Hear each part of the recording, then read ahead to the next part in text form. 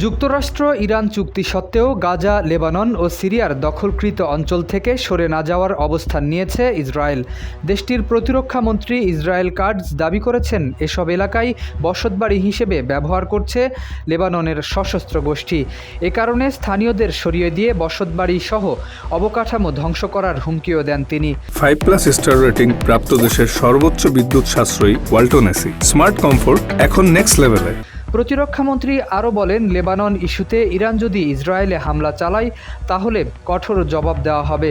Gaza, Lebanon ও সিরিয়ার দখলকৃত অঞ্চল থেকে সরে যাওয়ার কোনো পরিকল্পনা নেই বলেও জানান তিনি। এদিকে ইসরায়েলের প্রধানমন্ত্রী বেনিয়ামিন নেতানিয়াহু সরাসরি যুক্তরাষ্ট্রকে জানিয়েছেন, ওয়াশিংটন তেহরান যুদ্ধবিরতি চুক্তি হলেও গাজা, লেবানন ও সিরিয়ার নিরাপত্তা বলয় থেকে সেনা প্রত্যাহার করা হবে না।